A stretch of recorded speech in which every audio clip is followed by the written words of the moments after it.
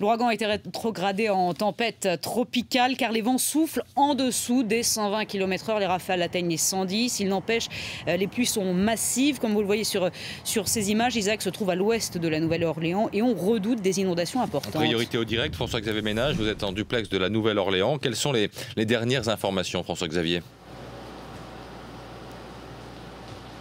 Eh bien, la pluie recommence à tomber avec plus d'intensité que tout à l'heure et dans la soirée, eh bien, ça va s'aggraver. D'ailleurs, ce sera le cas toute la nuit et les autorités préviennent, il va falloir être extrêmement prudent parce que localement, les alertes inondations vont être prolongées. Il y a certains quartiers qui sont toujours sous l'eau.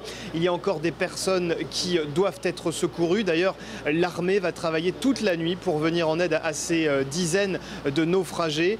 Mais la bonne nouvelle, c'est que les digues qui ont été installées par les autorités après l'ouragan Katrina, eh bien, ces digues qui ont coûté 14 milliards de dollars, elles tiennent bon, sauf une ancienne digue d'ailleurs qui menace toujours peut-être de céder. Donc il va falloir ouvrir une brèche pour soulager la pression de l'eau. Ça veut dire que l'ordre qui a été donné à la population de rester terrée chez elle demeure. Évidemment, d'ailleurs, regardez, il n'y a pour ainsi dire personne ici à part des voitures qui ont été garées un petit peu à la va-vite parce qu'il y a un couvre-feu.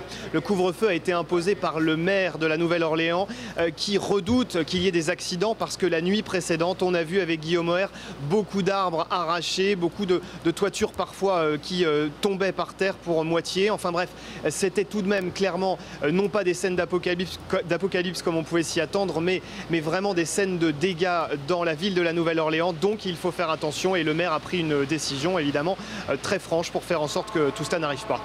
Y a-t-il déjà une première estimation des dégâts ?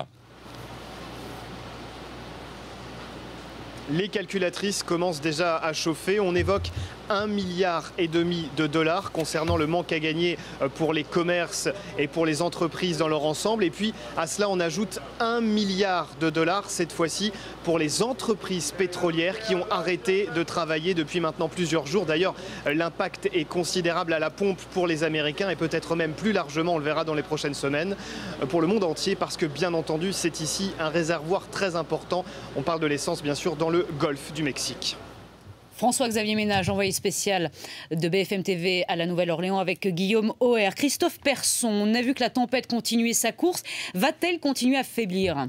Elle va continuer à faiblir en arrivant dans les terres. Finalement, elle va doucement devenir une dépression tropicale. Ça ne veut pas dire que la pluie va s'arrêter. Bien au contraire, les pluies vont rester quand même diluviennes pour au moins 24 à 36 heures. Alors on voit la trajectoire qu'a suivi justement Isaac. La différence qu'il y a eu avec justement Katrina il y a donc 7 ans, c'est qu'elle a avancé beaucoup plus lentement. Les conséquences, c'est que les pluies ont été plus conséquentes. Il y a eu de l'ordre de 350 mm de pluie pour le passage de Katrina. Et là, on a jusqu'à 500 mm de pluie. C'est quasiment 11 mois de précipitations à Paris qui sont tombés en 24 heures. Merci beaucoup Christophe Persson.